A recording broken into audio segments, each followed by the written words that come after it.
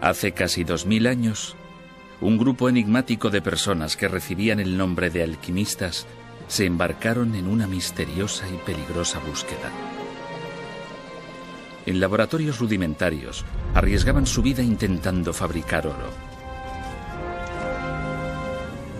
También pretendían hallar la sabiduría divina y el secreto de la inmortalidad. La búsqueda del alquimista es la búsqueda de la perfección. Los misterios abundan en la historia oscura de la alquimia. ¿Quedan todavía símbolos místicos de la alquimia en las grandes catedrales de Europa? ¿Fue un brillante alquimista del Renacimiento el primero en crear vida en un tubo de ensayo? ¿Enloqueció Isaac Newton, uno de los mayores cerebros de la historia, por su secreta obsesión por la alquimia? La ciencia del siglo XX puede haber demostrado las antiguas teorías que ya sostenían los alquimistas. Los físicos modernos han conseguido transmutar metales comunes en oro. ¿Poseían los maestros de alquimia una sabiduría secreta? ¿Qué buscaban en realidad? ¿Era la alquimia una simple búsqueda de oro o una búsqueda de Dios?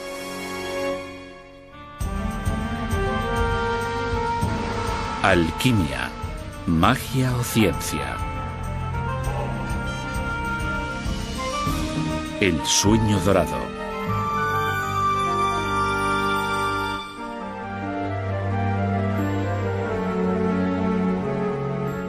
El oro, desde el principio de la humanidad, nos ha fascinado.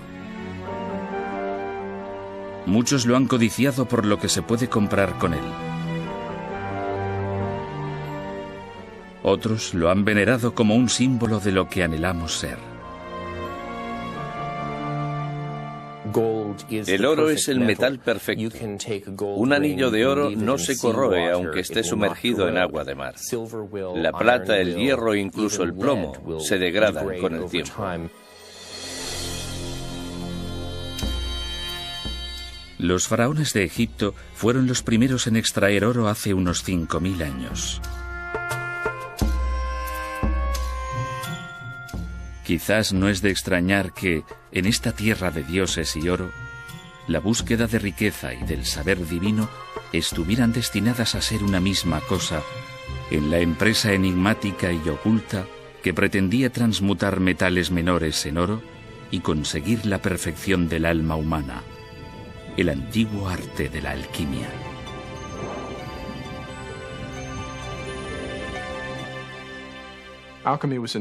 La alquimia se inventó en los primeros 2 siglos después de Cristo, en Alejandría, que está en Egipto. Los egipcios eran famosos por entrelazar complejas prácticas espirituales con, por así decirlo, no menos simples prácticas tecnológicas. Los orígenes de la alquimia son tan difusos que nadie sabe exactamente qué significa la palabra alquimia. Algunos eruditos atribuyen su procedencia a la palabra egipcia kem, que significa fértil barro del Nilo que prolonga la vida. Otros creen que procede de la palabra griega hima, que significa verter o echar. Desde el principio, los alquimistas ocultaron deliberadamente sus secretos al mundo. La alquimia no estaba concebida para que la comprendiera el pueblo llano.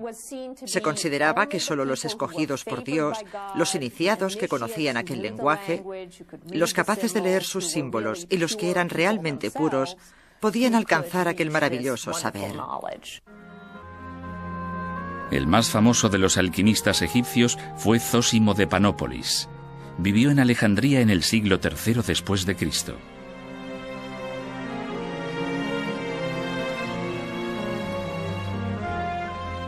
Fue el primero en describir el esquivo talismán todopoderoso que todo alquimista debía poseer para tener éxito en su empresa. Se trataba de un enigma mineralógico conocido como la piedra filosofal.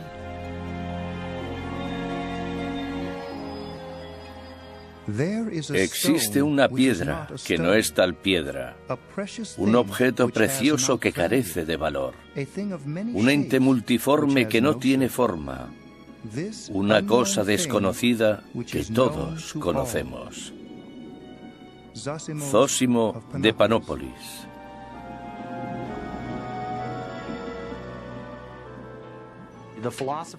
Por lo general, la piedra filosofal se representaba como una sustancia muy densa, cristalina, de color rojo o amarillo, y se creía que con una insignificante porción de dicha sustancia se podía transmutar una gran cantidad de mercurio o plomo en oro.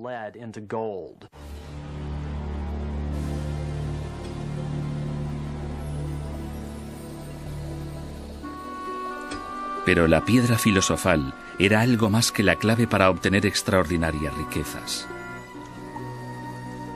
Los alquimistas creían que quien poseyera la piedra tendría en sus manos el poder divino de conceder la vida eterna.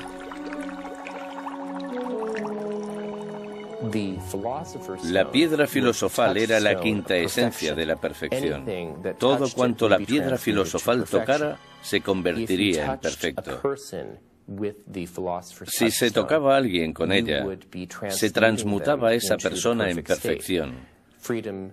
Se la liberaba de todas las dolencias fruto de la edad, enfermedades, males y, por supuesto, de la muerte.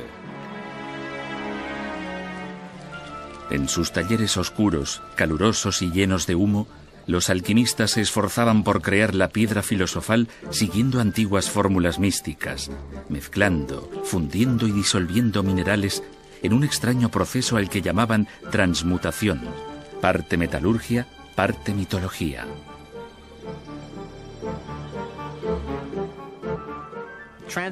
La transmutación se basa en la teoría de que los metales están compuestos por azufre y mercurio. También se creía que los metales preciosos estaban formados principalmente por mercurio. Por ejemplo, se consideraba que el oro era mercurio casi en estado puro con un poco de azufre, lo que le confería su color amarillo. Así pues, solo tenía sentido intentar fabricar el agente transmutativo, la piedra filosofal, a partir de mercurio.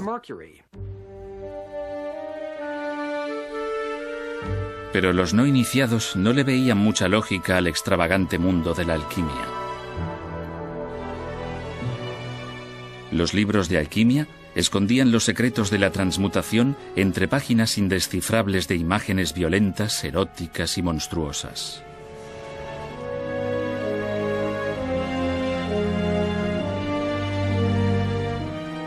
Incluso a los eruditos que han hecho del estudio de la alquimia su profesión, les desconcierta a menudo su fantástico código de símbolos.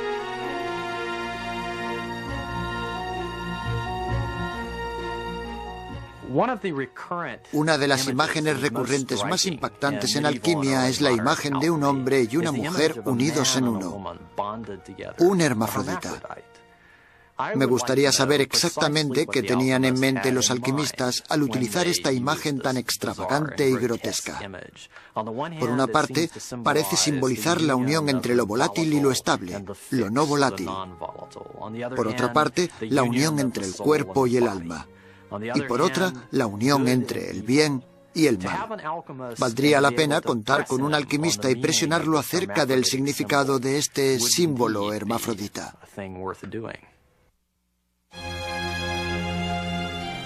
Bajo las imágenes arcanas de la alquimia yace un propósito extremadamente ambicioso. Los alquimistas pretendían nada más y nada menos que desvelar el misterio último de la creación. La alquimia constituía la búsqueda del secreto de la vida. La gente creía que todos los metales, plantas y animales crecían, que todos compartían una misma propiedad, la vida.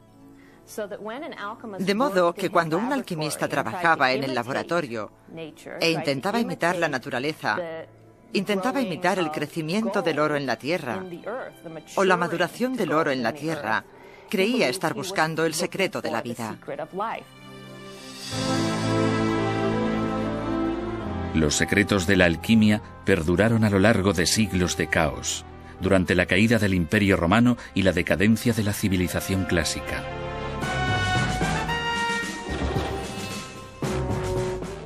En el año 643 después de Cristo, el ejército musulmán de Mahoma conquistó Egipto. Mientras Europa languidecía en su oscura época medieval, fueron los alquimistas árabes quienes cultivaron y perfeccionaron el arte de la alquimia.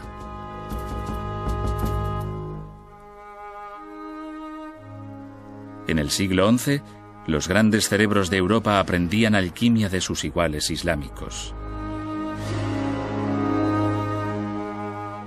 A pesar de la oposición de la Iglesia católica, el arte secreto prosperaría en la Edad Media.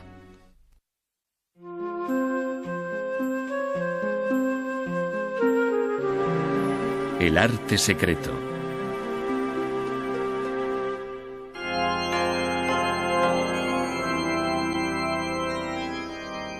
La Catedral Gótica, una oración grabada en piedra. Construidas en los siglos XII y XIII, estas imponentes y elegantes iglesias constituían el máximo esplendor de la cristiandad medieval.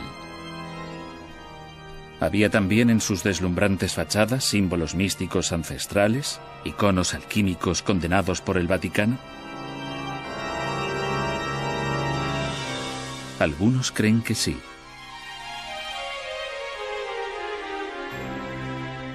La Catedral de Notre-Dame de París. Cinceladas bajo las majestuosas esculturas de Cristo y de los santos, hallamos curiosas figuras paganas. Una mujer muestra un lagarto, al parecer rodeado por las llamas. Un soldado lucha bravamente contra enemigos invisibles. Una figura desconocida examina un frasco misterioso. Al igual que los símbolos cristianos, carecen de sentido, pero aparecen con frecuencia en la alquimia. No cabe duda de que hay símbolos alquímicos en Notre-Dame y en la mayoría de las catedrales. Si observamos los nichos de Notre-Dame o de las demás catedrales, encontraremos figuras con escudos que contienen imágenes. En una de ellas vemos a una mujer con un escudo en el que se observa una salamandra rodeada por el fuego. Las salamandras son animales acuáticos que segregan un líquido lechoso que las protege de las llamas durante un breve espacio de tiempo.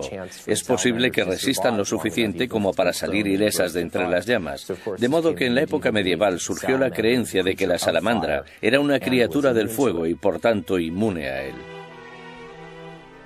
El significado de las misteriosas imágenes de Notre-Dame sigue siendo polémico.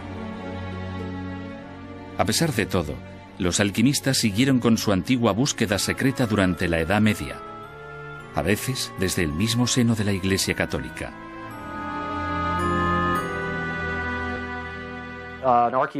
En una excavación arqueológica realizada en el Jardín del Louvre de París, se han encontrado instrumentos alquímicos en una letrina construida en el emplazamiento de un antiguo monasterio.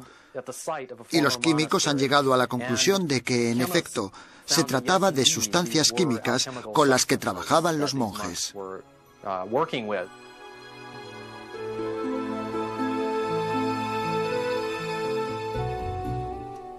Uno de los alquimistas más famosos del mundo medieval fue un fraile inglés del siglo XIII llamado Roger Bacon, considerado el científico más brillante de su tiempo.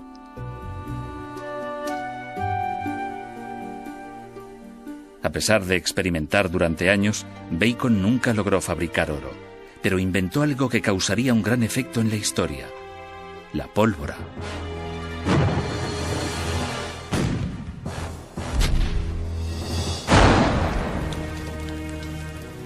A medida que la fama de Bacon se extendía, también se extendieron rumores siniestros sobre lo que ocurría en su laboratorio. Se murmuraba que podía invocar al demonio y que había fabricado una cabeza parlante de metal y un espejo que predecía el futuro.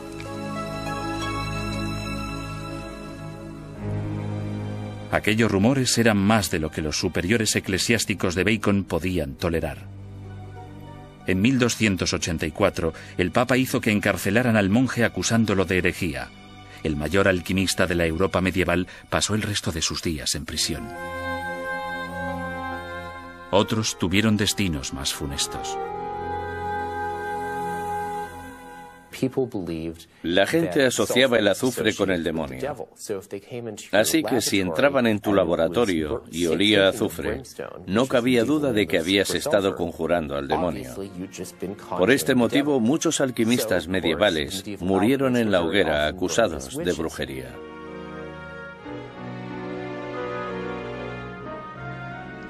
En 1317, 33 años después de que apresaran a Roger Bacon, el Papa Juan XXII decidió acabar con los alquimistas de una vez por todas.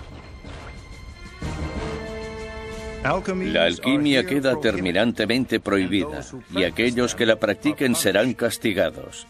Se les sancionará con el pago al tesoro público en beneficio de los pobres de todo el oro auténtico que hayan fabricado.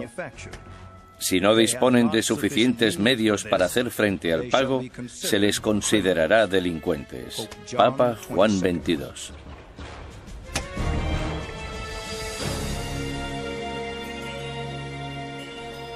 A pesar de la prohibición papal, muchos alquimistas perseveraron a sabiendas de que su vida corría un grave peligro, tanto por aquellos que les perseguían físicamente como por las sustancias que manipulaban a diario. Hay que recordar que la mayoría de alquimistas experimentaban con mercurio y azufre. Entre los compuestos químicos que pueden elaborarse con estos elementos se incluyen el fulminato de mercurio, que es el principal componente químico de los detonadores, y todos los distintos compuestos de azufre que se usaba para la pólvora. Si el hacer fulminato de mercurio se vertía en el momento equivocado, se podía hacer volar el horno, a uno mismo y el laboratorio entero, hecho que sucedía muy a menudo en la Edad Media. Algunos quedaban mutilados y muchos otros simplemente desaparecían para siempre. Mientras algunos perdían la vida en explosiones y otros sucumbían bajo la mano de hierro de la Iglesia, un alquimista medieval podría haber hecho realidad el sueño ancestral de su arte secreto, descubrir la piedra filosofal.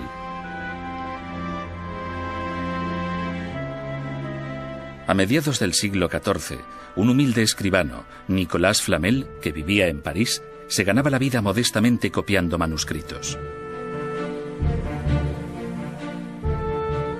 Durante décadas, intentó también descifrar los símbolos secretos de la alquimia.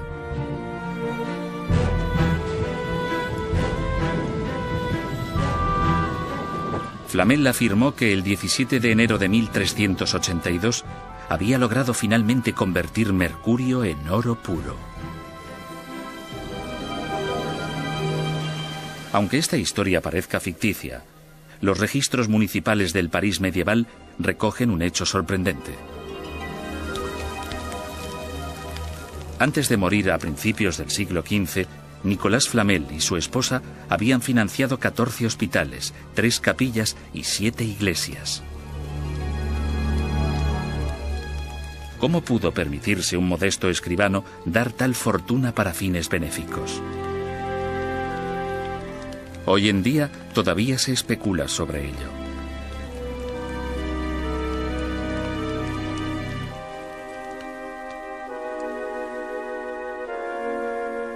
La leyenda envuelve incluso la muerte de Flamel. Durante siglos se ha rumoreado que la piedra filosofal le había concedido otro de los sueños de los alquimistas, la vida eterna.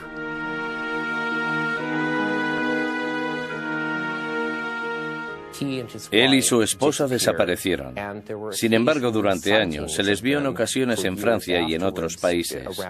La gente aún decía, he visto a Flamel y a su mujer. Estoy seguro de que eran ellos. Y que tenían un extraño tono dorado en la piel y no habían envejecido, a pesar de que habían pasado 10 o 20 años. En 1818, unos 400 años después, apareció en las cafeterías de París un hombre que decía ser Nicolas Flamel y que se ofrecía a revelar los secretos de la piedra filosofal.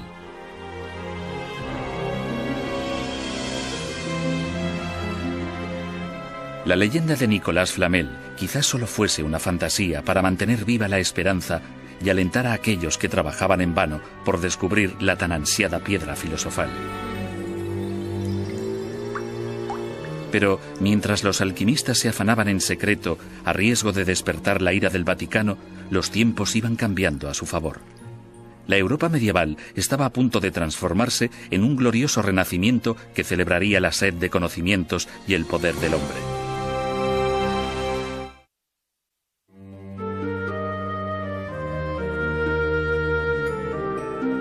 Científicos y curanderos.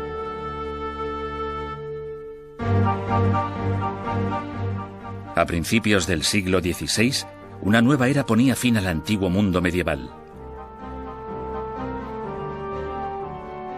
Tras siglos de humillación ante la religión, los europeos florecieron con la liberación del Renacimiento.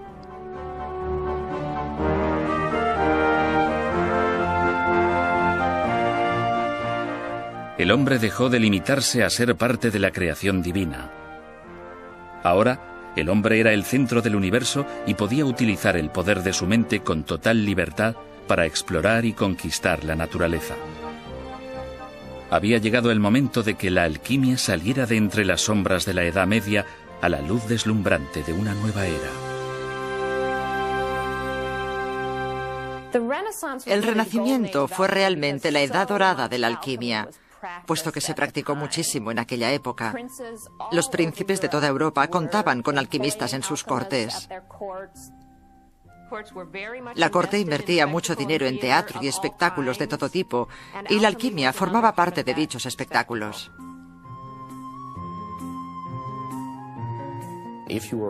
Si eras un noble rico, tenías que tener un alquimista en la corte. Era como tener un astrólogo, un gigante, un bufón, un enano o cualquier otra persona a tu servicio. Era necesario para guardar las apariencias. En la década de 1580, el emperador del Sacro Imperio Romano, Rodolfo II, uno de los soberanos con más poder de Europa, tenía más de 200 alquimistas a su servicio trabajando cerca de su palacio de Praga, en un estrecho callejón al que llamaban Callejuela del Oro.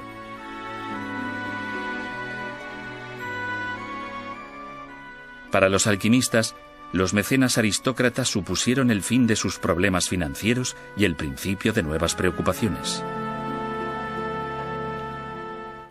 El alquimista se encontraba en un gran aprieto, porque tenía que dar a conocer sus habilidades, pero a la vez no podía desvelar ningún secreto. Tenía que demostrar que era bueno en su trabajo transmutando plata, plomo o cualquier otro metal en oro. Y si no lo producía con suficiente rapidez, podía estar en apuros.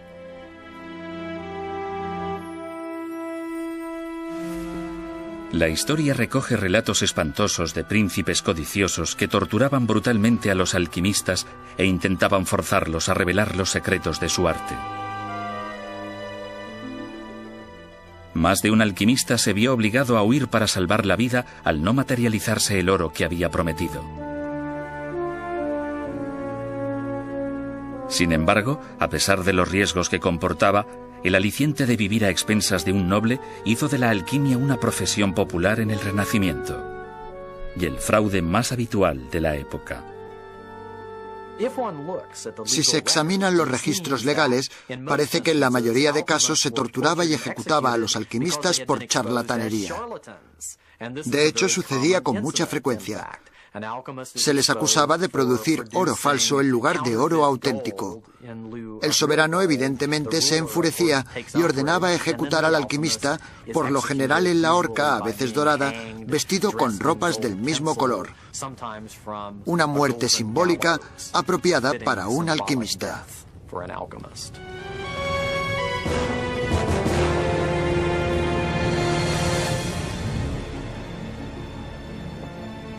No obstante, existen informes acerca de transmutaciones reales. Hoy en día nos sorprenden este tipo de misteriosas afirmaciones. ¿Cómo pudieron realizar los alquimistas del siglo XVI la tarea, al parecer imposible, de la transmutación? La respuesta puede yacer en aquel antiguo dicho famoso: no es oro todo lo que reluce, por lo menos no oro puro. Los alquimistas sostenían que el oro era un metal pesado, de color amarillo y maleable. Podía convertirse en láminas. Era dúctil, es decir, que podía extenderse en alambres o hilos. Y era muy difícil o incluso imposible que se corroyera.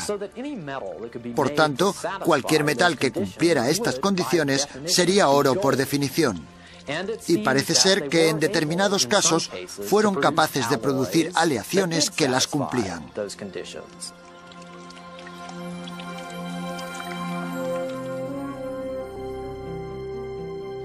Encabezando este mundo tumultuoso de codicia, misticismo y engaño, destacaba el personaje misterioso de Theophrastus Bombastus von Hohenheim, más conocido como Paracelso.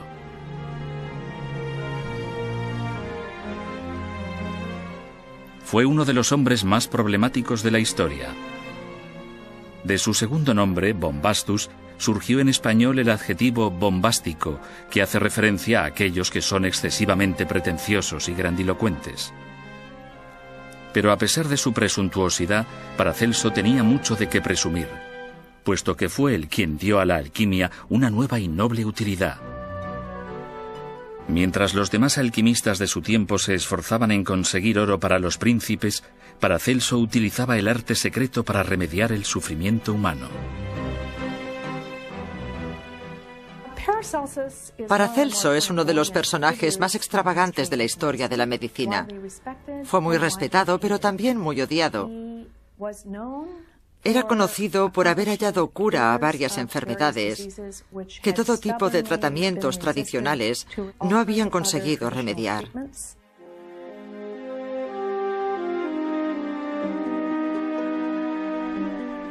En contra de la superstición medieval, según la cual los mineros morían porque al excavar ofendían a los iracundos espíritus de la montaña, Paracelso demostró que morían de enfermedades pulmonares debido al polvo mineral que inhalaban. Y cuando Europa fue devastada por una nueva y terrible enfermedad llamada sífilis, que habían transmitido los exploradores de las Américas, se atrevió a buscar una cura en una de las sustancias que la alquimia consideraba más peligrosas. Paracelso abogaba por el uso de mercurio para tratar la sífilis. Y aunque sabemos que el mercurio, en estado puro, es bastante tóxico para el cuerpo humano, tratado químicamente, puede transformarse de forma que no sea letal para el hombre.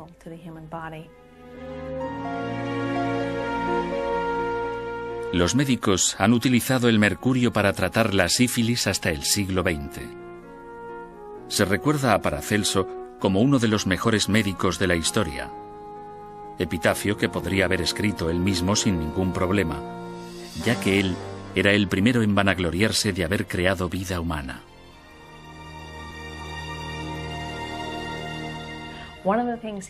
Una de las cosas que afirmaba ser capaz de hacer en su laboratorio era producir artificialmente en su tubo de ensayo de cristal y con ayuda de sus instrumentos químicos un ser humano en miniatura, al que llamaba homúnculo.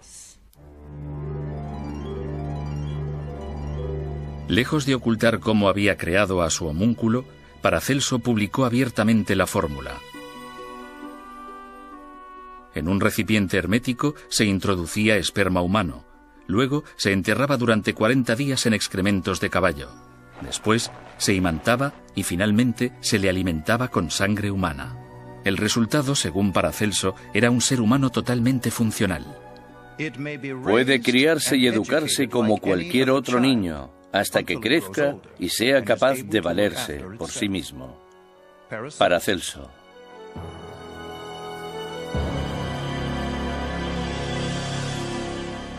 La noticia del homúnculo sacudió a toda Europa. Los enemigos de Paracelso, enfurecidos, le acusaron de creerse Dios. En cambio, los alquimistas que le apoyaban se apresuraron en crear sus propios homúnculos en los laboratorios. Muchos afirmaron haberlo logrado, pero extrañamente nadie mostraba su homúnculo, ni siquiera Paracelso.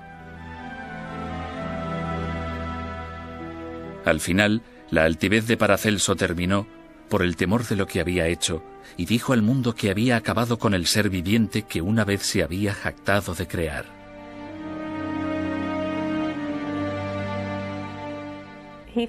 Pensaba que era moralmente ofensivo dar vida a una criatura que carecía de alma.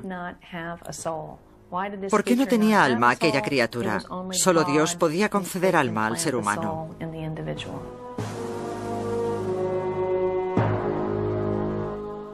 Paracelso murió en 1541. Paradójicamente, su capacidad de innovación pudo ser el detonante de la posterior desaparición de la alquimia. En el siglo XVII, una nueva ciencia experimental inspirada en el trabajo de Paracelso estaba desprestigiando el arte ancestral. No obstante, aunque Europa se adentraba en la época de la Ilustración, los oscuros secretos de la alquimia no perdieron su atractivo.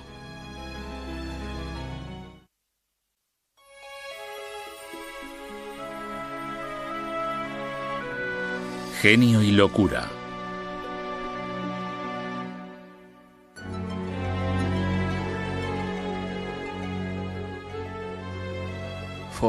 Para cada acción existe una reacción igual y opuesta. Isaac Newton, 1666. Sir Isaac Newton, descubridor de las leyes de la gravedad y del movimiento, inventor del cálculo y del telescopio de reflexión, fue quizá el mayor científico de la historia, comparado únicamente con Albert Einstein.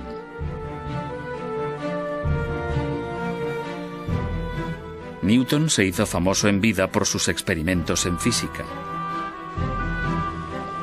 Pero pocos sabían que Isaac Newton llevaba a cabo otros experimentos en secreto que ocultó obsesivamente hasta el día de su muerte. Isaac Newton era un apasionado alquimista.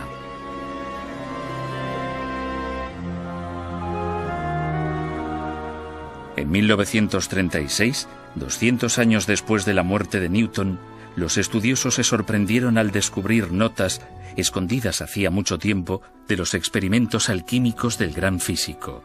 Había escrito más de 1 millón de palabras acerca del arte secreto. Su sobrino, Humphrey Newton, fue testigo de sus experimentos en el campo de la alquimia. Especialmente en primavera y en otoño solía pasarse 6 semanas en el laboratorio sin apenas apagar el fuego ni de día ni de noche.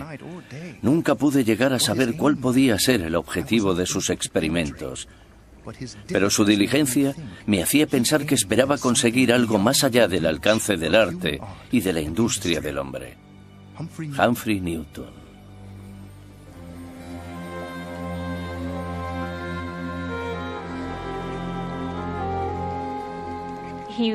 Creía en la filosofía mecánica, según la cual la materia solo está formada por partículas en movimiento, pero era demasiado limitada para él, y lo que realmente buscaba en la alquimia eran los principios vitales de la naturaleza, la vida secreta de la naturaleza, de la materia. Para él se trataba de una búsqueda religiosa. Algunos eruditos opinan que en la alquimia puede hallarse la clave de uno de los episodios más desconcertantes de su vida. A los 51 años de edad, Newton envió extrañas cartas a sus amigos más cercanos. Estaban llenas de acusaciones extrañas, de quejas acerca de incidentes que nunca habían ocurrido, y en ellas declaraba que nunca volvería a dirigirles la palabra. También se quejaba de insomnio y de misteriosas indisposiciones. Este extraño episodio desconcertó a generaciones enteras de eruditos, hasta que la obsesión de Newton por la alquimia salió a la luz. El insomnio, la pérdida de memoria y los delirios paranoicos son síntomas típicos del envenenamiento por mercurio. ¿Hizo la alquimia que uno de los mayores intelectos del mundo perdiera el juicio temporalmente? Los alquimistas trabajaban constantemente con mercurio, que era el elemento central en la teoría alquímica. Probaban cosas, se las ponían sobre la lengua para ver si eran ácidas o dulces, se las frotaban en la piel, las olían y trabajaban con una especie de humo en el laboratorio. No me sorprendería que Newton se hubiera envenenado con mercurio.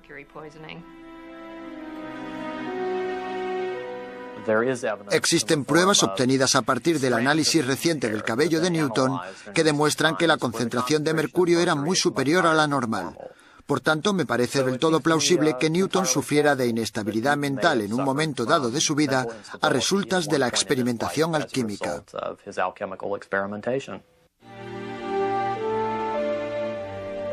Isaac Newton se recuperó de su misteriosa crisis y vivió hasta la edad de 85 años. Murió en 1727.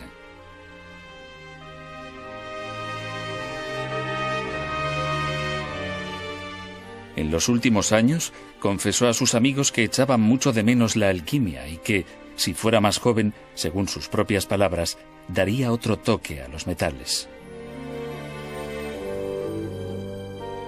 Pero a finales del siglo XVIII, los científicos respetables ya no creían que los metales fueran seres vivos. Tan solo unos pocos excéntricos y estafadores seguían practicando la alquimia.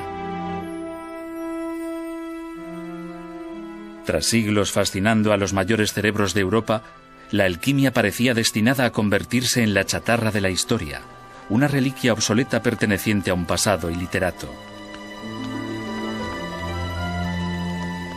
Pero el ancestral arte místico se negaba a morir.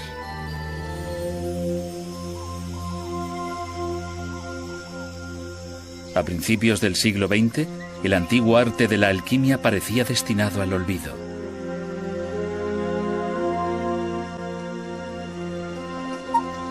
Hacía tiempo que había quedado relegado a una mera curiosidad histórica.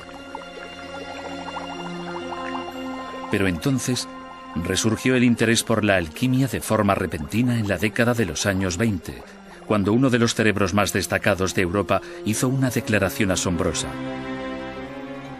El psicólogo suizo Carl Gustav Jung, antiguo discípulo de Sigmund Freud, se había separado de su maestro para fundar su propia escuela de psicoterapia.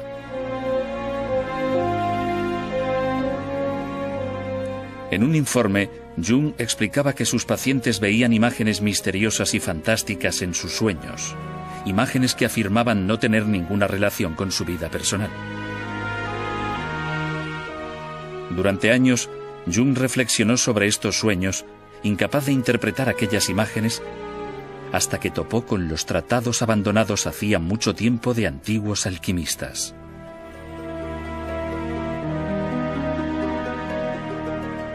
Examinando sus símbolos arcanos, Jung descubrió para su asombro que eran muy parecidos a las imágenes que aparecían en los sueños de sus pacientes. Estaba convencido de que las extrañas imágenes de la alquimia eran mensajes de curación física procedentes de las profundidades del inconsciente que se aparecían a las almas atormentadas de todos los tiempos.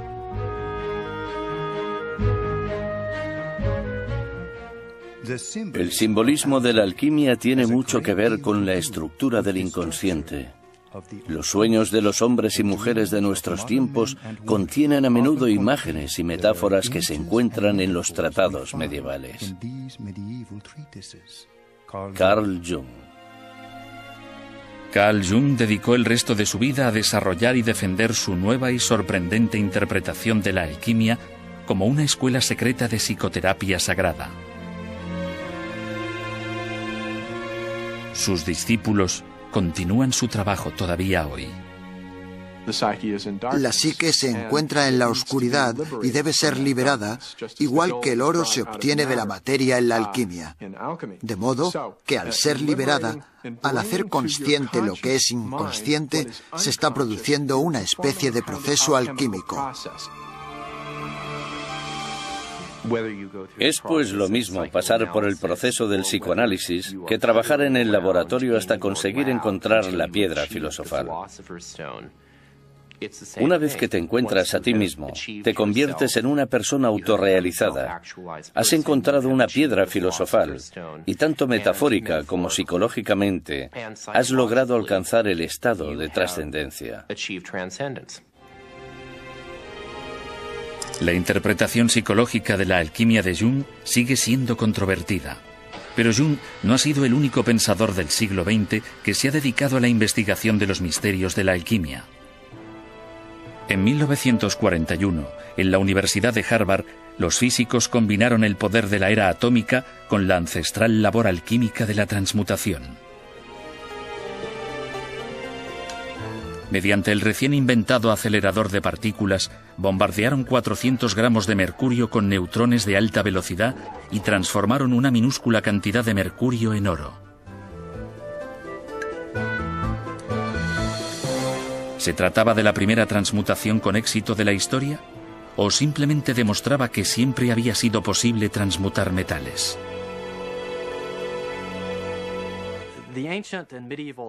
Los alquimistas no disponían de la energía que hay en un acelerador nuclear moderno o ciclotrón.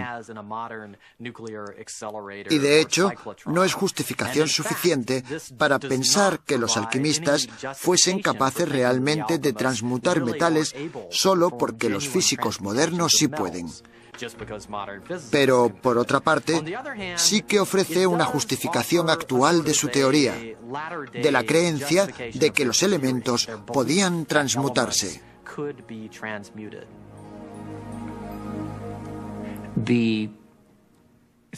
Quizás bombardear mercurio con radiación hasta crear oro sea el modo más complicado de llevar a cabo la transmutación de metales. Quizás haya un método más sencillo de transmutación, encerrado en los manuscritos de los alquimistas y en los grabados de la catedral. El experimento realizado en Harvard, por el cual se obtuvo una minúscula transmutación de oro, no supone, a mi modo de ver, una justificación de la alquimia, aunque es un experimento interesante. Lo que me parece importante es intentar encontrar la energía subyacente que el alquimista concibió y con la que trabajó. Creo que no es tan importante demostrar que es posible transmutar metales. Para mí, eso es un hecho.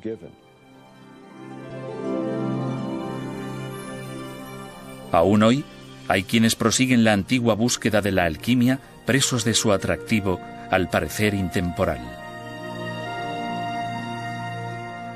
Russell y Sue House son alquimistas contemporáneos.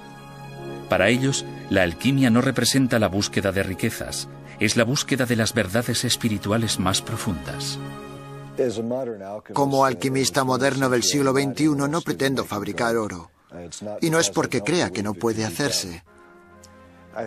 Creo que mi interés por la alquimia surgió cuando era niño. Era muy curioso y me gustaba la naturaleza. Pero también iba mucho a la iglesia y me gustaban las cosas que allí escuchaba. Pensaba que si la gente veía lo que yo había visto con el microscopio, se daría cuenta de que es evidente que existe alguna especie de Dios. Para mí, la alquimia es una forma de viajar dentro de mí misma. Por eso no se trata solo del proceso de ver cómo se lleva a cabo un experimento, sino que el experimento se produce en mi interior y descubro partes de mí que ni siquiera sabía que existían. Me apasiona ser capaz de incorporarla a mi vida y utilizarla y crecer a partir de ella. El misterio de la alquimia sigue intrigándonos y nos transporta a la ansiada búsqueda del oro, de Dios y de la vida eterna. Un sueño que todavía hoy es tan poderoso como lo fue a lo largo de los últimos 2000 años.